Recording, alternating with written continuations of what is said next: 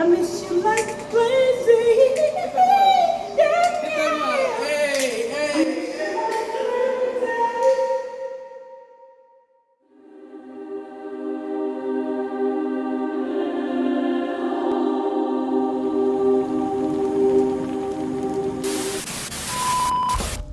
Hello, and welcome to the Disney Plus This Is Me Pride Celebration Spectacular.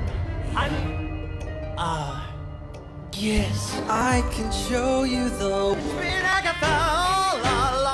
They weren't kidding. Long considered the place to turn for family-friendly entertainment, recent moves and statements by the Walt Disney Company indicate a turn toward a cultural agenda that threatens that legacy and possibly its future. My not at all secret gay agenda and my not at all secret gay agenda. And so I feel like I felt like it was, maybe it was that way in the past, but I guess something must have happened in the last they are turning it around, they're going hard, and then all that momentum that I felt, that sense of I don't have to be afraid to let's have these two characters kiss, let's in the background to start, I was just wherever I could, just basically adding queerness to if you see anything queer in the show, I'm proud family. But I just was no one would stop me and no one was trying to stop me. So it's not at all secret agenda anymore, because that video, which was apparently an all-hands meeting about the Florida law, now Chris Rufo has posted that on Twitter, and everybody's talking about the woke agenda of the world. Children are they? Whether it's critical race theory or gender identity taught to kindergartners, American parents are demanding a greater say in public school instruction. A new documentary exposes what is happening in classrooms around the country and how parents can fight back. You are clear. Disney Pixar's new Toy Story spin-off Lightyear won't play in at least 14 countries, where the film faces controversy over its depiction of a same-sex couple. So honored and excited to announce that there is now a Laverne Cox Barbie doll. Wow. I am the latest person to have a Barbie created in their image by Mattel. Hey, Blue, look at all these families. Hi, families. It's time for a pride parade. Families marching one by one, hurrah, hurrah. Families marching. As we celebrate Pride and the progress we've made over these past years, there's still work to be done. So to those of you out there who are still working against equal rights, we have a message for you. You think we're sinful? You fight against our rights. You say we all lead lives you can't respect. But you're just frightened. You think that we'll corrupt your kids if our agenda goes unchecked. Funny, just this once, you're correct. We'll convert your children. Happens bit by bit, quietly and subtly, and you will barely notice it. Hey, we're coming for them. We're coming for your children. We're coming for them. We're coming for your children. We're coming for them. Your children will care about fairness and justice for others. Your children will work to convert all their sisters and brothers. Then we're almost certain your kids will start converting you.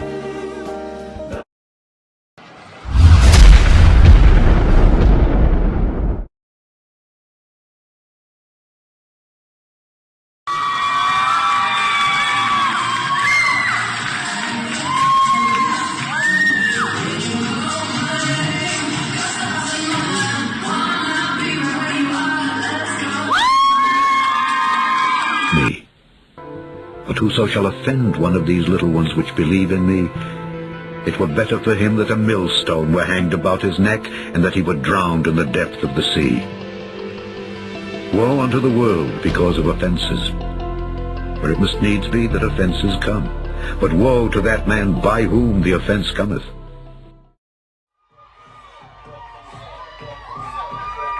This is the Drag the Kids to Pride event at Mr. Mister's in Dallas's Oaklawn neighborhood. Organizers promoted it as a family-friendly drag show where kids danced with the performers. What came with it were protests outside. You people are the symptom of a dying society, and you know it. You're scaring children. Shut up. I live in this community. I have for several years. Daisy says she first saw a poster for this event near where she lives. I don't believe that I should be seeing signs advertising for children to be dancing on stage with men in thongs and in inappropriate clothing and makeup. The organizers say today was a family-friendly event with a safe environment separate from their normal operations. In a statement, they said, "We believe everyone should have a space to celebrate who they are. Mr. Mister's is a place where everyone is welcome to feel accepted, safe, and included." I've been here like every night throughout the week. AJ Cruz has worked at Mr. Mister's for about 2 years now. He said today's event allows people to express themselves. There was a lot less people drinking today, so that would make it more kid-friendly just because there's so many people here. Everyone just came from all walks of life and, just enjoyed Pride. Organizers said they've received threatening emails and phone calls from the protesters. I do not in any way condone the behavior that these people are engaging in, but what drags me out here is it's kids now. The sign literally says it's not going to lick itself, and they're going to lie and say they're not sexualizing children when it's right in front of your face. Unbelievable.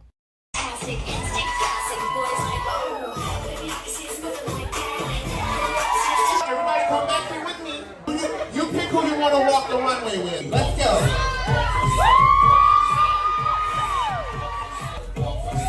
Noel. Strike the pose. Strike the pose. Yeah. Let's think about how we got to this point. The worst thing about being at war is not knowing you're at war. He wants to desensitize and distract us so he can have our children. Pay attention. Are you nervous? Yes. How come? Do I look scary? Do you know what I am? No? I'm a drag queen. Have you ever heard of a drag queen before?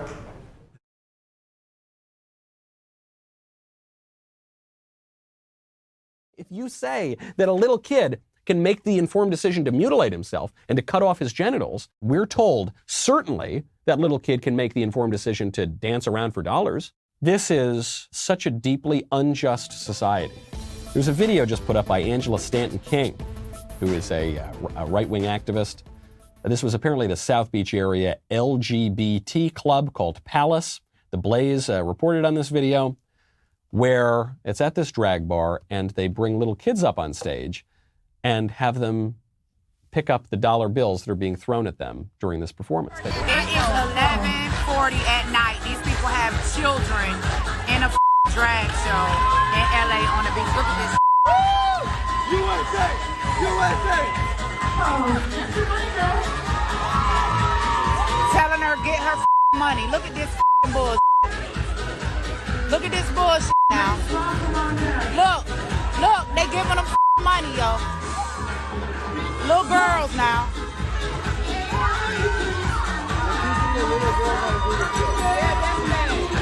Look at this. Look at this. And throwing money at these little girls. Wait, hold on, I dropped the 20. Got them picking up money off the floor like.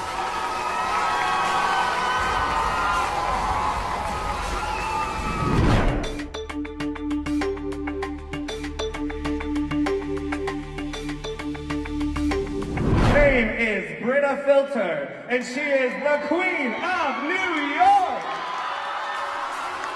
Yeah.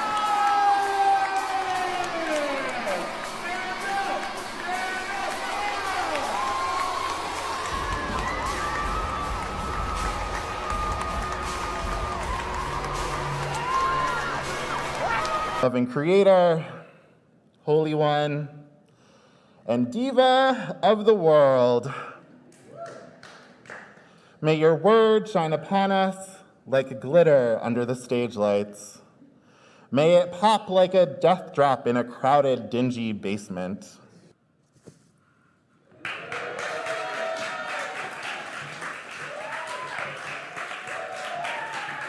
We confess that we have demanded too much from the earth.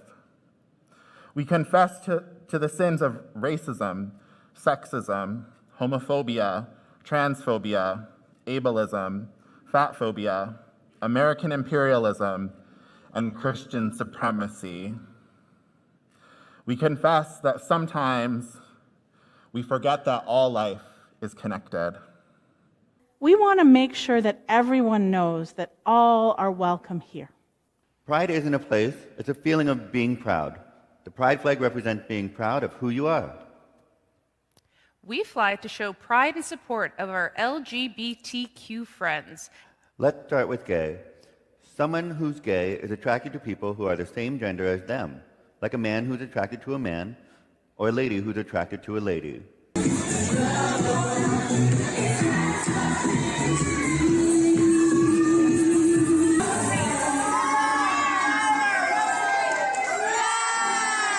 I am thrilled beyond thrilled to be presenting to you local drag legends.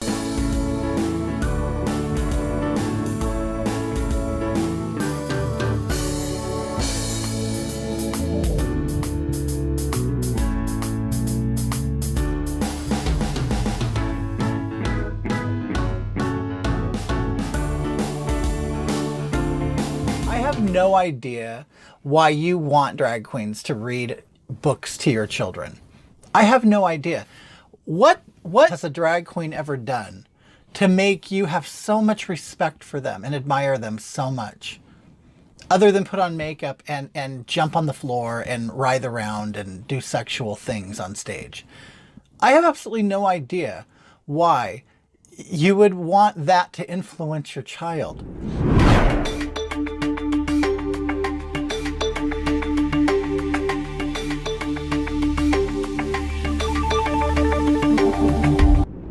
Would you want a stripper or a porn star to influence your child? It makes no sense at all. A drag queen performs in a nightclub for adults. There is a lot of filth that goes on, a lot of sexual stuff that goes on. And backstage, there's a lot of nudity, sex, and drugs. Okay? So I don't think that this is an avenue you would want your child to explore.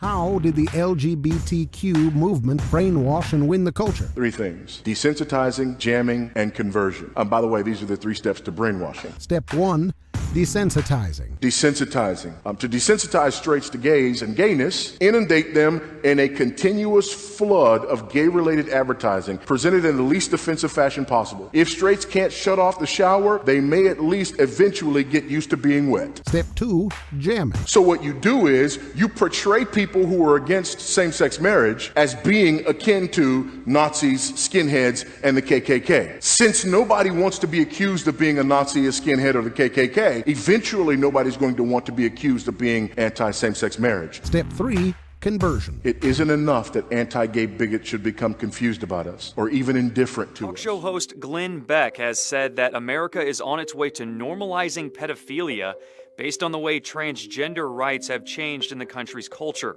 I guarantee you, the next stop on this train is pedophilia. Beck predicted that Hollywood will soon try to normalize pedophilia based on claims from actor Elijah Wood that child sex abuse is commonplace in the entertainment industry. Beck's comments were in response to Pennsylvania theme park Hershey Park's statement that guests could use whichever restroom corresponds to their gender identity. A Lancaster County High School apologizing for a drag show held by a student club. Appalled. That's the word the Hempfield School District used to describe a drag show event put on by the Gay Sexuality Alliance on April 25th. Now, parents say their concern is not exposing their kids to different sexual identities, but rather to over-sexualization. The performers wore tight, revealing clothes. They were dancing suggestively in the video posted on social media, which disturbed parent Meredith Hilt. This has nothing to do with LGBT people, has nothing to do with the GSA club at the school. This has to do with adults who were in the high school performing in a sexualized way for children. Okay, today we look at another attempt to brainwash and indoctrinate our kids through children's literature. This one, and we've done several of these videos because unfortunately there are so many of these kinds of books on the bookshelf if you go to Barnes & Noble or any other bookstore. This one is called The Gay BCs because, of course, the regular ABCs are not good enough.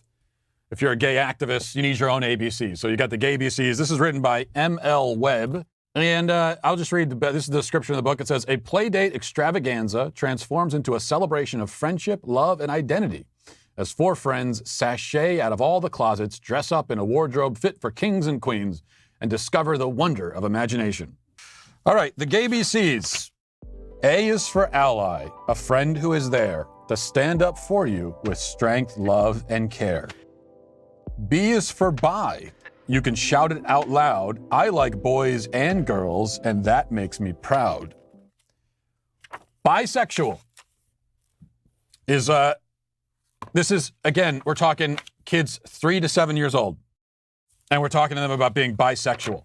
Yeah, for all the 4-year-old bisexuals out there, that makes me proud. I like boys and girls, and I'm proud of that. Why should there be pride in your sexual orientation in the first place? I never quite understood that. C is for coming out. You're ready to share what you feel deep inside. It's okay to be scared. D is for drag. You can strut and dance in clothes that you love, dresses, heels, or pants. Now remember, drag is burlesque for gay men. That's what it is. I mean, that's the history of drag. It's adult-oriented. It's highly sexual by its nature. And that's why when you look at a lot of these drag queens for the Drag Queen Story Hours and the names that they have, even the stage names that they choose are clearly sexual in nature. And then you just move your bum up and down like that, and that's twerking. So when drag is being foisted on kids, that's what's being foisted. E is for equality. We're on the same team. We all have the right to love, hope, and dream. This passage, Jesus directly tells us what's going to happen in end times. He compares it to the days of Lot and Noah, which is Sodom and Gomorrah and the great flood. The greatest destruction this earth has ever seen, but not the greatest it will ever see. In end times, it will be greater than that. It will end all things, and all things will become new, of course. But look, pay attention. They were eating, they were drinking, they were building, they were married, they were doing things. They didn't know it was coming. It wasn't like they knew it was coming, like the sky just turned a certain color and it was raining fire and all that, and now they got time to repent. No, the Son of Man coming is going to be like a thief in the night to those who are not paying attention. That is why this video is being made. Let's pay attention, people. There's no evidence that people are born gay. We have the LeVay brain study, Bailey and Pillard's twin study. We have Hamer's X chromosome study. We've got Savik's pheromone study. So of course, I mean, all of these things, by the way, none of these things has proven a genetic connection to homosexuality. But even if there were evidence, that wouldn't matter. I mean, suppose, we can say that I have a genetic predisposition toward violence. Does that make it okay? Because we can prove that I have a genetic predisposition? If I have a genetic predisposition toward drunkenness, does that make it okay? Officer pulls me over. Sir, you been drinking? Officer, I don't even know. Sir, you want to get out of the car? Okay, but before I do, you should need to know I got that drunk gene. Down to the southeast shoreline of the Dead Sea, and this is the area that the Bible calls the cities of the plain. It's also the area that has the archaeological sites that date to the time period of what's known as the early Bronze Age, and this is the time when Abraham and his nephew Lot lived. This is the time when the Bible says that the Lord destroyed the cities of the plain.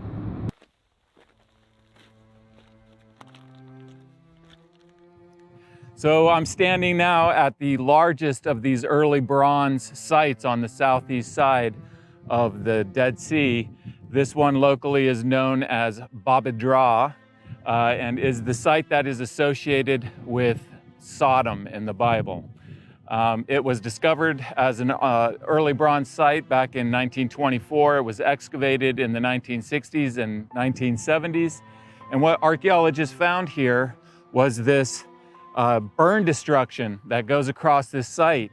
This city came to an end through a fire destruction. So here you can see this ashy burn destruction layer just underneath the surface. It's full of human bone fragments, burned pottery, and it's covering the entire site.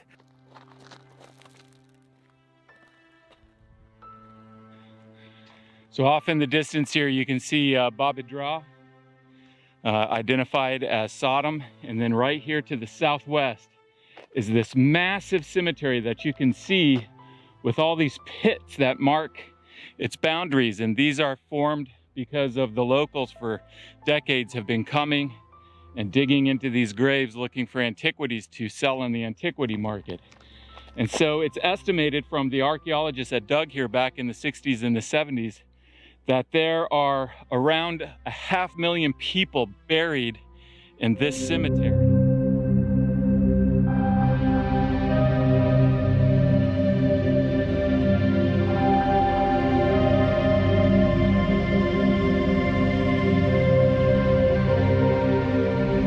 I got another one for you, Jason. Palm Springs, California. Residents eligible to receive a universal basic income up to $900 a month, but there is a catch. It's not for all residents. It's only for those who identify as transgender or non-binary. Okay, what do you make of that? Jason Arantz. Well, it's a plan that, much like the people it's supposed to help, identifies as a smart move, but it's not really a smart move. My name is Ari. I am transgender. I live in this world as a man. I always wanted to carry a child. I always wanted to be pregnant. I was assigned female at birth.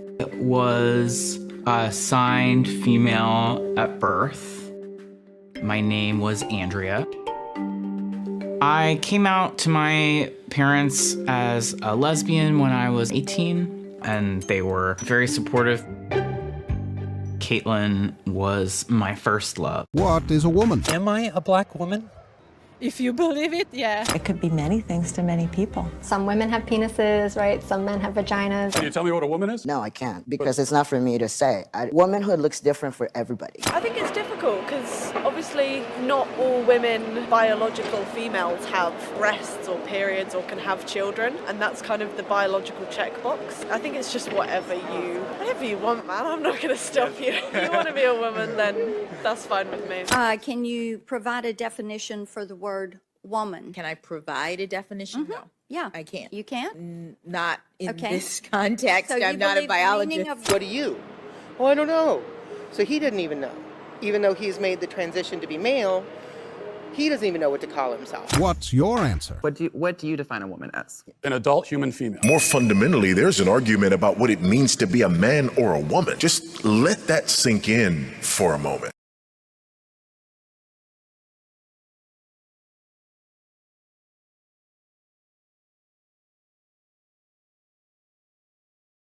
How do I look, Ava? Like I said, gorgeous! What do you think, Riley? My name is Alyssa Edwards, also known as Mr. Justin, to these kids.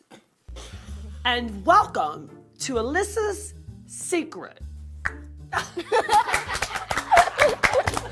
That was good, okay. And this is the Beyond Belief edition. We got 3 of the fabulous kids that represent Beyond Belief. Okay, so we're gonna learn the choreography from the House of Edwards tour. You ready? Here we go. So we go snap, snap, double, snap, then dive big underneath and cross pose. Good, one more time, ready? 5, 6, 7, 8. Go snap, snap, double, snap, big, dive, and cross pose. Good, then we go twist, twist, keeping it parallel, good. Ball change, turn around, then go shake, shake, shake. In the past, this is what I want to say. I said this in a couple other videos, but in the passage that I'm showing here, notice it says that they surrounded the house of Lot. And it says, every man of the quarter, young and old. So young men, think about this atmosphere. Young men were okay with having sex with other men. Young men, meaning teens, boys, were with men wanting to gang rape these angels. They didn't know were angels. So, how did Sodom get to that point? It had to have been a denial of God's moral law. It has to be. It's against nature. It's against God. Sodomy, period. Or homosexuality, period. Or any sin that they were doing in Sodom that they're doing now, which is all these. So pedophilia is going to be the sin we see in end times, and it's accepted and it's normal. And that atmosphere is being created now with sexualizing children and saying they can choose to have sex with who they want to have sex with as children. That's really what we're saying. You're really saying they can have sex with who they want to have sex with. Because you can choose your gender. You can like who you want to like. You can have sex with who you want to have sex with. Your family can be whatever you want it to be. That's where we're going. That's where we're at.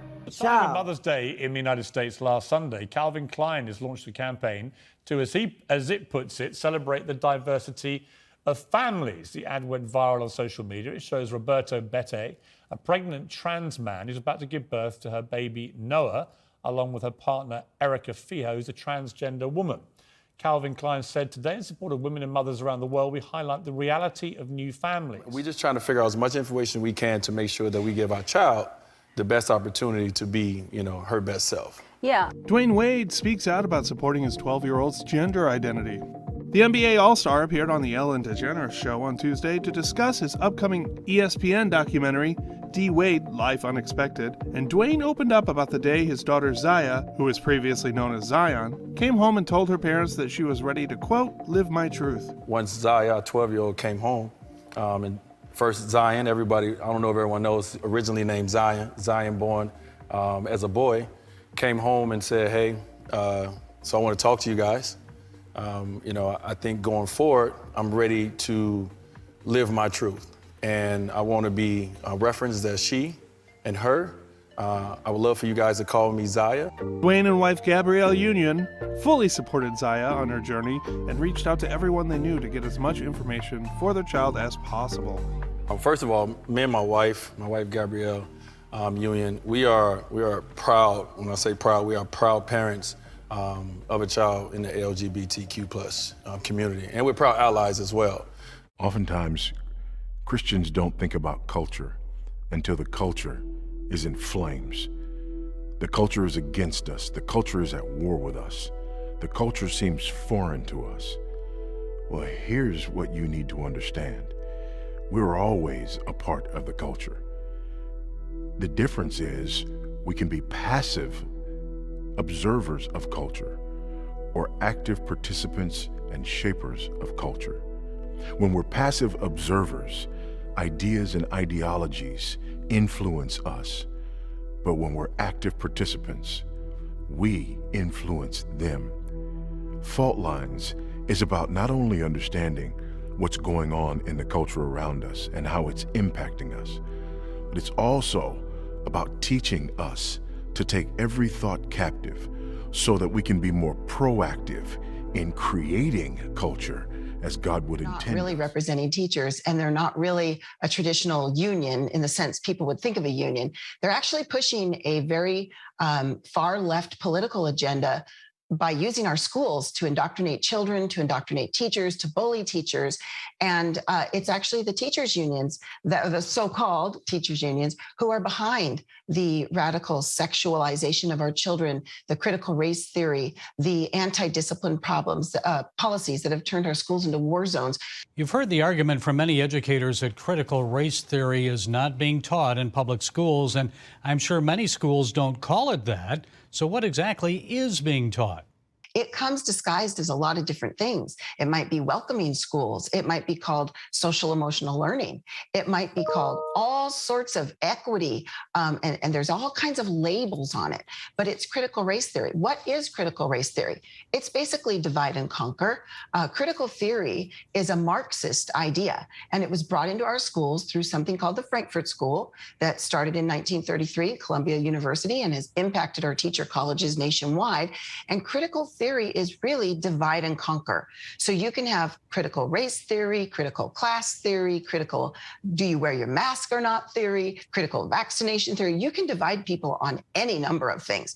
And that's what critical theory does. It's absolutely in many of our schools across the nation, and it is part of the corrupted government educational system. So if it's not in your school, it's trying to get into your school. Maybe you have good school board members who are blocking it, but the so-called teacher unions control many school boards. They control the PTA and a lot of other organizations that are involved in our schools. So this is definitely being pushed into our schools. Beware.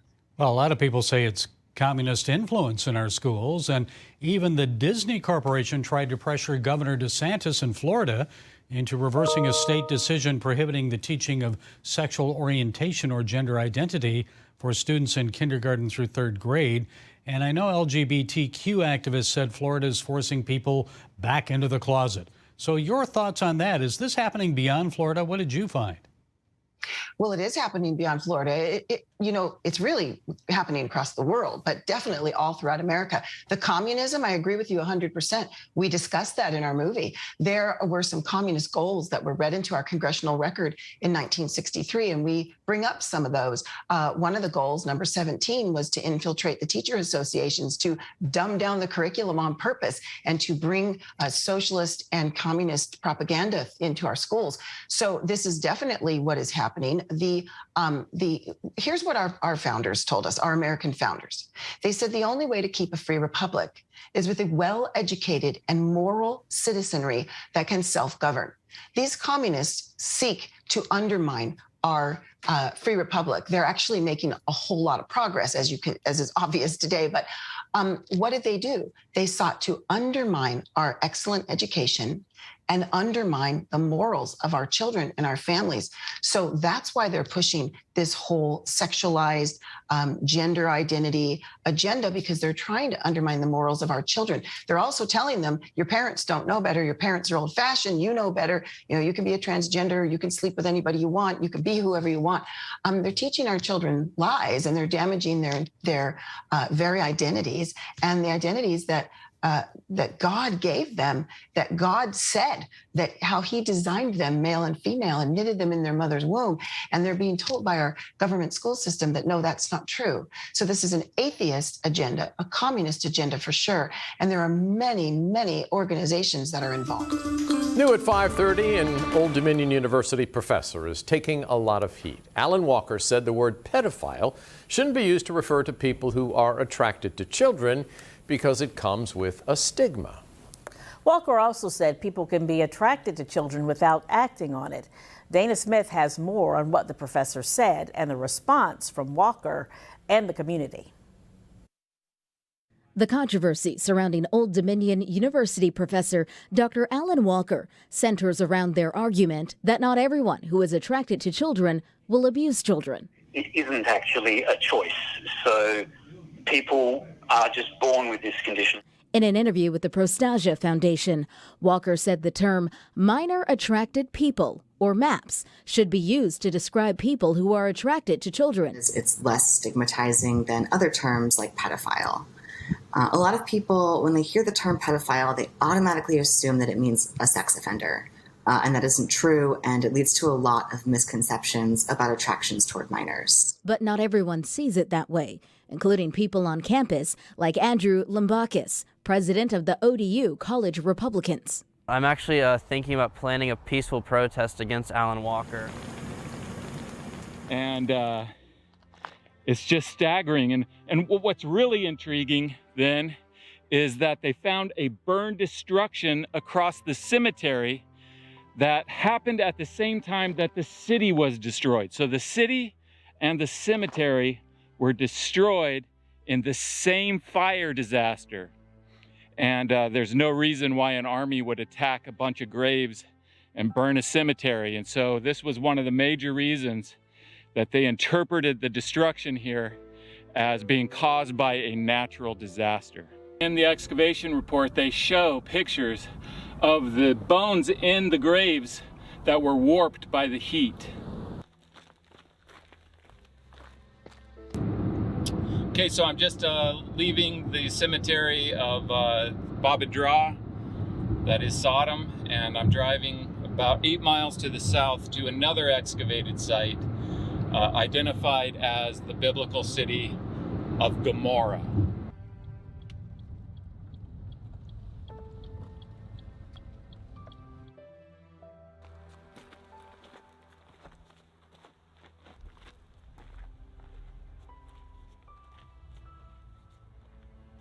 So I'm up here on the site called locally Numera, and this tower behind me was excavated, and 2 skeletons were found underneath the collapse of the tower on this side and one on the other side. There was burn destruction all through here, as you see in the picture from the excavation. However, it does seem like the collapse was able to preserve those skeletons better than most of the human remains here. You can see there's ash right here, and human remains, bones, are all through this ash. As you can see, there's this destruction layer is filled with human bone remains. Here's some ribs found in this area. Burned pottery, a total burn destruction. The excavators here, the main excavator here is Walter Rast, who excavated also at Babadra, and he describes what they found in the excavations here at Numera. He writes, "The burnt debris covering this site has appeared in almost every area excavated. Whatever the cause, it was certainly a tragedy. Obviously, the town suffered a severe fire and was forever abandoned." Now, despite Walter Rast being a secular archaeologist, his conclusion about what he found in the excavations at Babadra and here in Numera were these. He says this: "In the author's opinion, the vicissitudes of these 2 early Bronze III cities of Babadra and Numera may well be reflected in the stories of Sodom and Gomorrah in the Bible." Okay, so Babadra was destroyed by fire at the same time that its cemetery was destroyed by fire. The city was never rebuilt. This city, associated with Gomorrah, has a burn destruction over it. The city came to a dramatic end with the fire destruction at the same time that Babadra was destroyed by fire. And this city was never, ever, ever lived in again.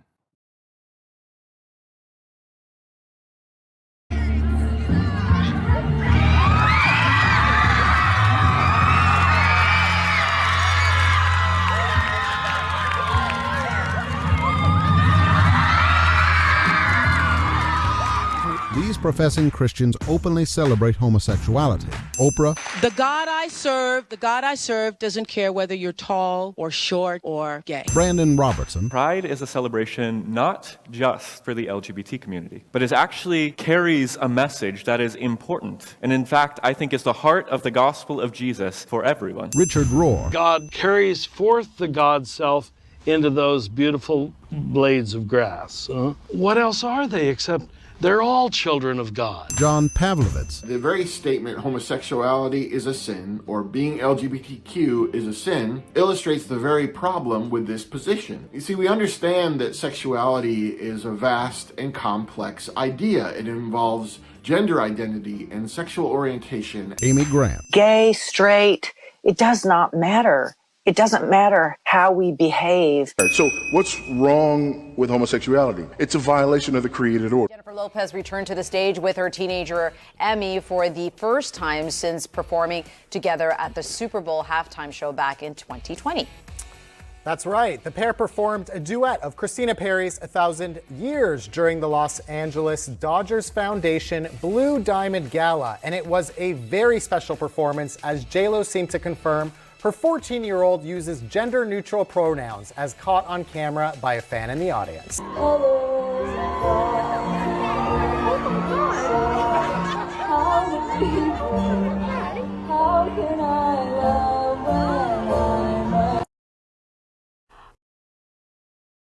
That's what they were for. And some of them were better than others. Some were kind of weird. Some were kind of stupid. Some were artistic masterpieces, like, for example, the Nickelodeon show Salute Your Shorts, which is a 90s show that every 90s kid remembers and then is shocked to discover that every other 90s kid remembers it too. Now, the thing about these shows is that their primary goal was to entertain, as I remember. And that's different from the situation that we have today, where kids shows seem to consider entertainment sort of a secondary concern. The primary goal now is to ensure that the children in the audience adopt the correct political and ideological viewpoints. Wheel of morality, turn, turn, turn. Tell us the lesson that we should learn. And by correct, I mean those views that are in keeping with the mainstream beliefs of our culture. And by that, I mean incorrect. So by correct, I mean incorrect. We'll begin with the latest example, and maybe the worst. This one is fresh out of the indoctrination oven. It's the show Muppet Babies, in which Gonzo comes out as a gender-fluid cross-dresser. Yes, really. Let's watch. There you are. You missed our royal ball. We met the most amazing princess. But they ran away, and all they left behind was this. Everyone, there's something I need to tell you. The princess who came to your ball tonight was me. I'm Gonzarella. But Gonzo, why didn't Vu tell us? Because you all expected me to look a certain way.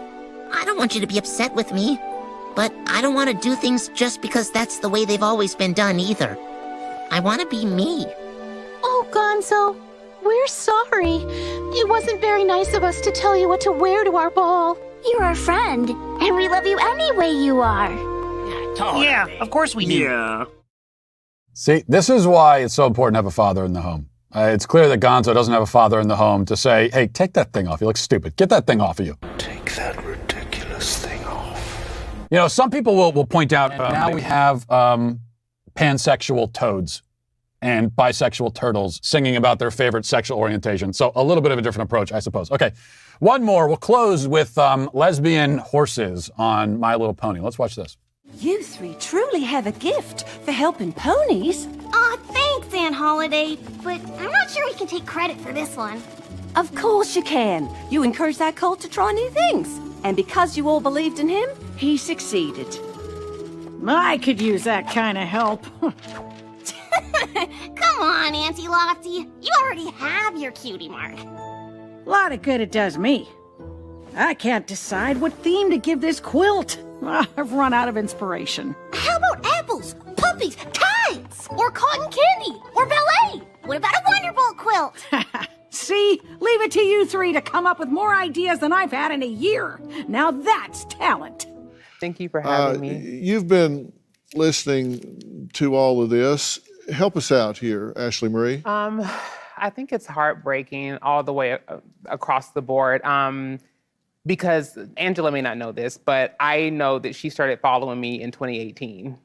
So part of me knows that despite what she's saying about how she's not going to be convinced otherwise, she is invested in understanding not just her daughter, but the, what daughter? The transgender community. What you daughter? may be able to dominate the dialogue, but you will not control the outcome of the message that we spread today. You cannot yell people down and win. It's not a yelling particular people point. down, You but have it's the fact to that you allow brought somebody other on this people- show that's going to try to tell me my son is They're a not woman. even- My they're son not is even- not a woman, No, and I'm going mommy, to stand no. on that. You can get all the transgenders in the world. He's not a woman. If you're secure in your belief, let someone else speak. You're being very disrespectful. But you want me to listen to I'm not somebody asking you that's to do telling me my anything son is a except allow woman. someone else. Public schools are full of LGBTQ activists indoctrinating children. Kids as young as 3 and 4 are actually aware of their gender identity, even if they don't have the language for it. Kids from last year are now in 5th grade and they come visit me almost every day after school. And a lot of them are queer because I am queer. And they figured it out. And so I've become their safe space. So there was an interesting comment on my classroom decor video about how parents might complain, and there's actually a way to be really sneaky about supporting specifically queer students in your classroom. Looking for a way to talk to your kids about being transgender, non-binary, or even cisgender? Check out my new video.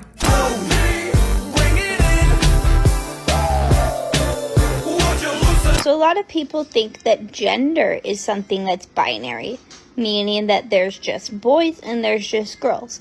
But a lot of people don't feel that way. How do we fight back? Homeschool students remain in the faith of their fathers all the way through college, according to NARI, at a rate of 90 to 95%. Oh, I think it's coming.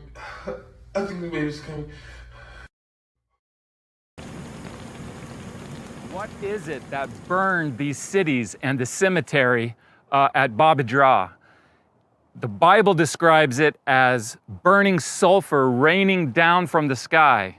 And is there anything that matches this description that's still left in the geological record in this area? What is this burning sulfur?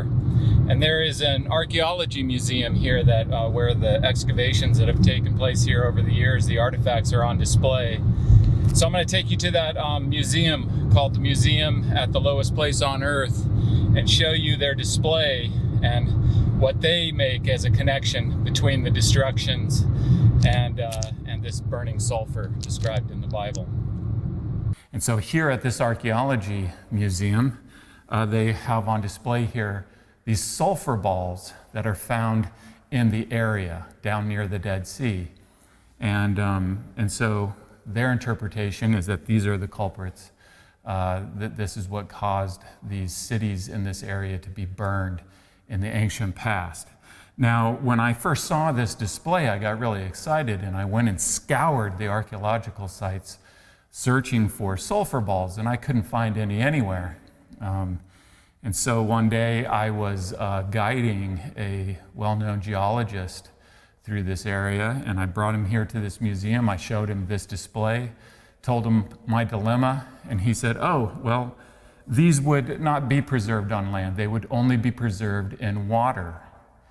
And so he encouraged me to go look for them in the areas that were once under the Dead Sea. And so I went down near the shore of the Dead Sea and looked in these areas where the Dead Sea waters have receded.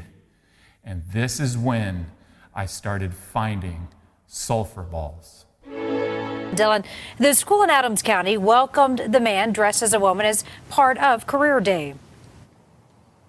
Jim and Karen, they wanted to make one thing very clear. The district accepts anyone, no matter what they choose to wear on any given day. But if you believe that the radical left isn't after your children, you're ignoring the fact that they very, very clearly are after your children. So Nickelodeon actually broadcast, I'm not kidding you, a video from a drag queen named Nina West. And forgive my unfamiliarity, this is not a world in which I generally traffic. The drag queen Nina West performed an original song about the meaning of the rainbow pride flag for small children. Because again, Nickelodeon is directed at small children. It is not directed at teens. It is not directed at adults. It is directed at small children. And so we are going to now indoctrinate. It's Pride, everybody! Every color on the pride flag is a symbol in the sky. Pride! And I'm proud to be me every time that I see that pride flag waving high. Red means life because living hither. So wave that pride flag way up high. Go big, be kind, be you. Doesn't it just fill you with pride? Showing who you are on the inside. Never have to hide yourself away. There's a place for you.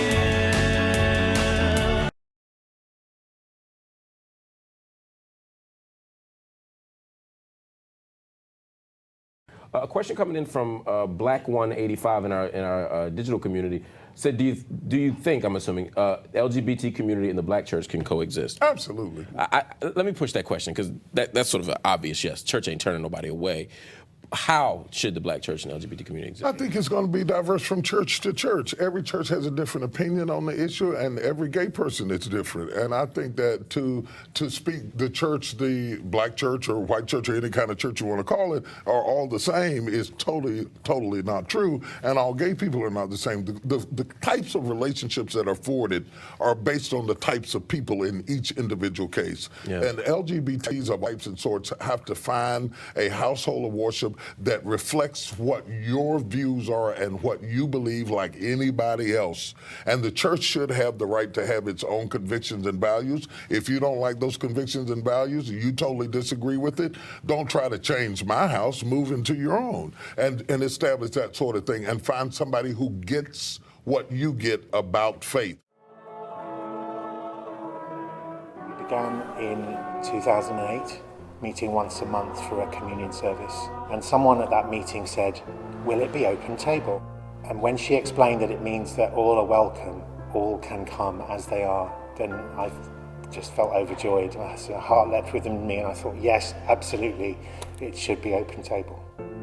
The open table is a safe, sacred space for people who identify as lesbian, gay, bisexual, transgender, queer or questioning, intersex. And John MacArthur gives us a lesson in how to speak the truth in love to the LGBTQ community. What are we so scared about? Why all this trouble to prevent me from being able to accept these privileges while I'm here, if God will ultimately take care of it? Let me answer that personally.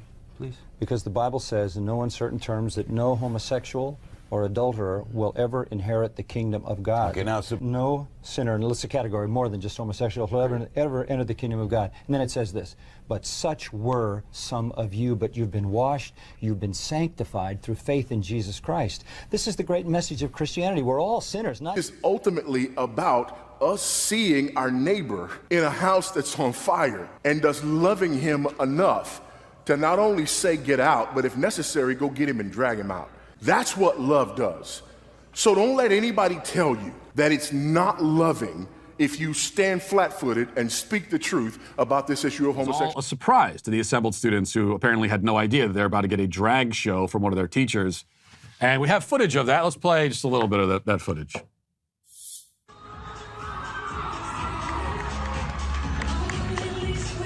What the?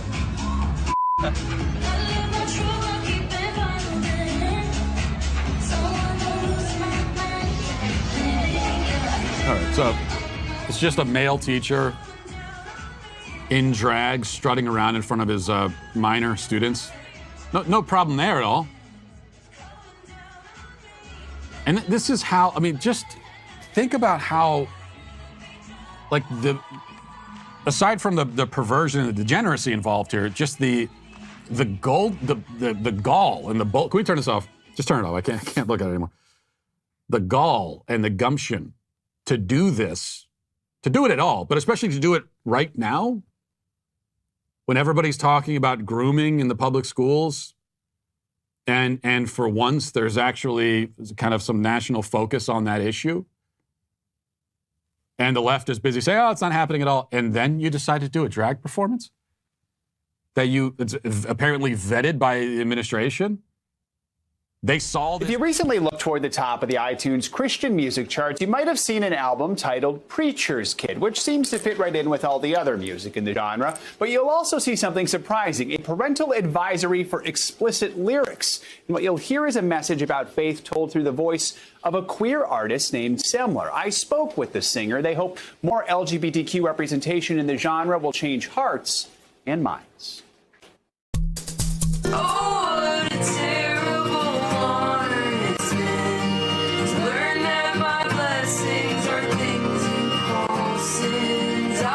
Semler Baldridge is quickly rising to the top of the Christian music scene, even spending a few days in the top spot on the iTunes Christian chart.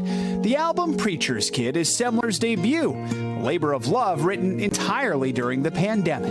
I would describe it as a quarantine baby. I had a bunch of thoughts. I wanted to get things out of my system, so it sounds kind of grungy. It's like acoustic grunge, in a God-honoring way, I guess. It's not your typical Christian album. Semler's faith is explored with a lot of honesty and the occasional curse word. I know many of the most Christ-like people have thrown down a holy F-bomb now and again. He made a video pandering to this woman, saying that he supports her LGBT rights and freedoms, and that he's so sorry and she's welcome at a Switchfoot show anytime she wants, and blah blah blah. And that's where I thought the story ended, with simple cowardly pandering to an unbiblical worldview.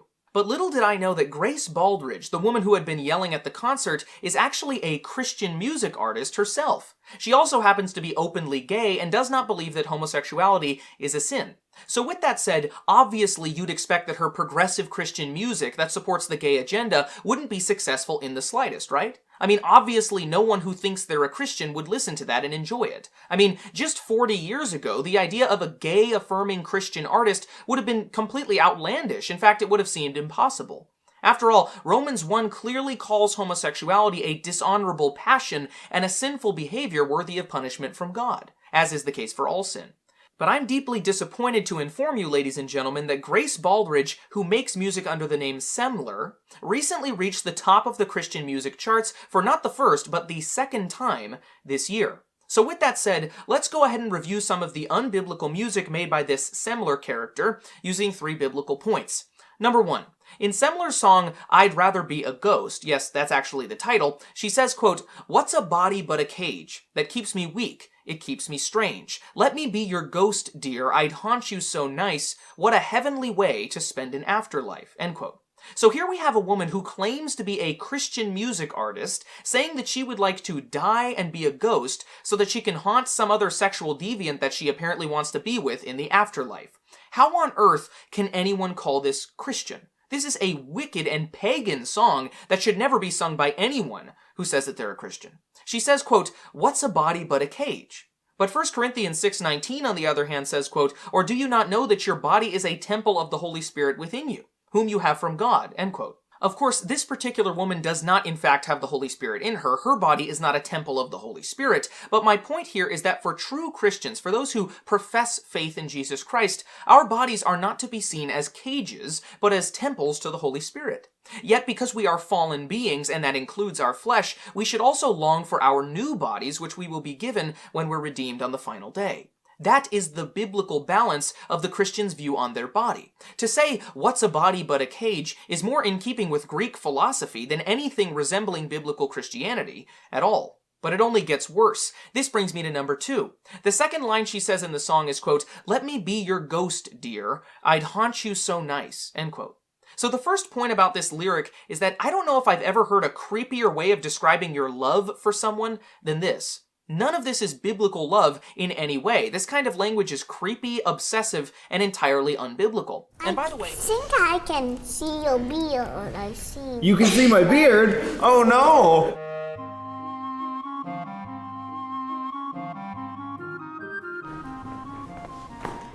Hi, how are you? What is a drag queen? A drag queen is someone who expresses themselves creatively through performance. So dress up in wild costumes, big wigs, crazy makeup, and then get on stage and perform and entertain people. And I know why you're speaking like that. Like what? Like, you look like you would speak in a different way, Yeah? but now you're speaking different. So now I know we're a boy. I'm a boy. You're right. I'm a boy. I'm a boy. Wait, What? You didn't think I was a boy? I've been thinking. You thought I was a girl? I've been thinking No, I'm a you're boy. How do you feel about that? A little bit weirded out, but like a little interesting. Interesting? It's a lot to think about. Do you always dress up as a girl? Not always, only when I'm performing. I usually live most of my life in jeans and a t-shirt and a backwards ball cap. That's really cool. So you're gay? I am. Good question. Did you curl your eyelashes? I did. I use an eyelash curler. But yeah, your previous question, I am gay. I came out of the closet when I was 21 years old. What's coming out of the closet means? Coming out of the closet means when you tell everybody that you're gay. It's something that gay people have to do. Do Do you have to be gay to do drag? No, anybody can do drag. Drag is for anybody and everybody who wants to put on a fun costume and get up on stage and entertain people. Everybody should try drag at least once. It's really fun. Even kids? Yeah, there's actually quite a few kids that are starting to do.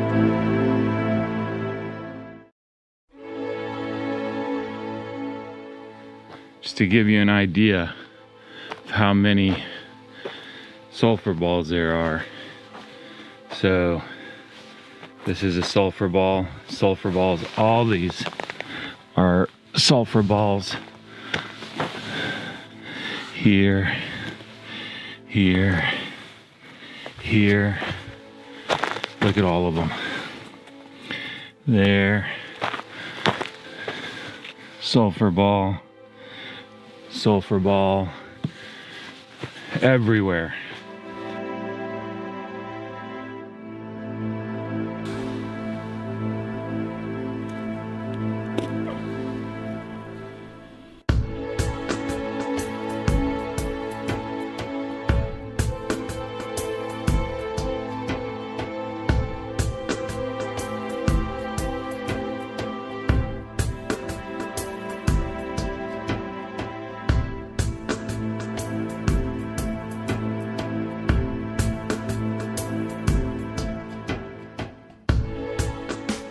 So where are these sulfur balls coming from? They're coming from this geological formation. You can see sulfur balls, what is called in situ, in place. I'm gonna burn one of these sulfur balls just to show you how flammable they are. I gotta be careful because, man, when you get a whiff of these things, it's really nasty.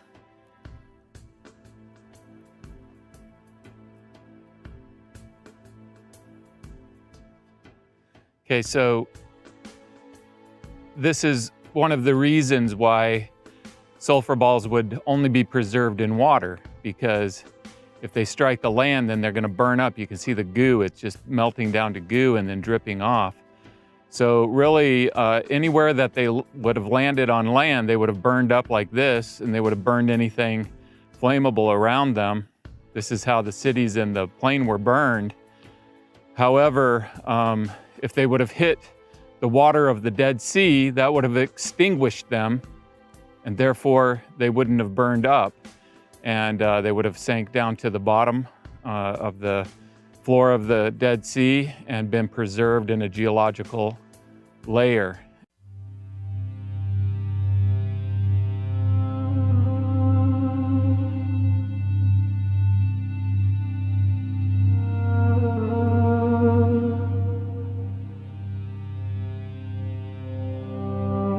I've lived in the biblical world now for over 15 years, and I mean, things just always end up being more obvious than mysterious. So when you have something described in the Bible and you go to that place and you look it over, you look at the excavation work that's been done, there's always not just a fit, but an obvious fit. And so the more that I explore this land, the more that I excavate in it, and the more that I understand these different places and what the Bible describes in them, the more the biblical account just comes to life and is substantiated. And this is a perfect example of this. We're not talking about a burn destruction layer over just one city. We're talking about multiple cities. We're talking about burn layers over graves in the cemetery.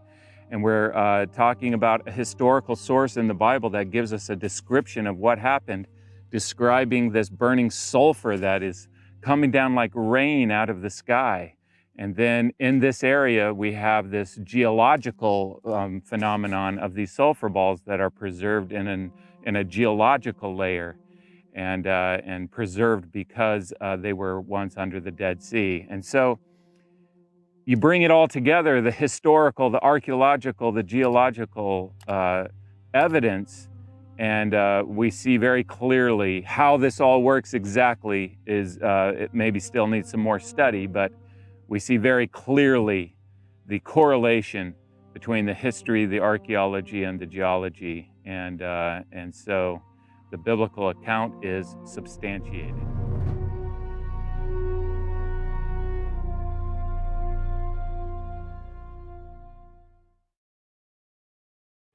Jehovah said, "Because the cry of Sodom and Gomorrah is great, and because their sin is very grievous, I will go down now and see whether they have done."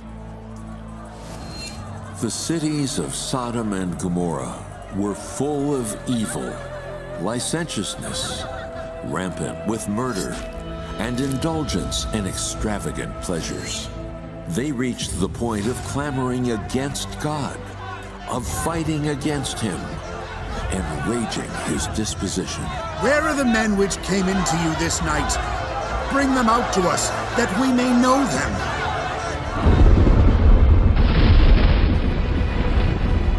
After the angels took Lot and his family out of the city, burning sulfur rained down from the sky.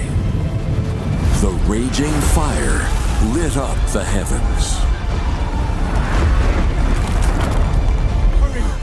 Hurry up!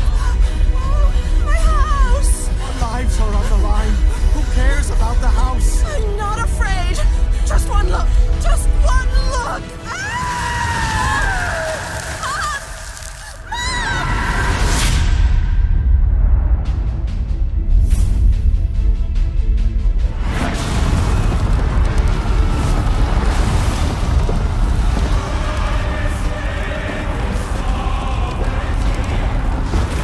Sodom, Gomorrah, and all their residents were reduced to ashes, disappearing into the wrath of God.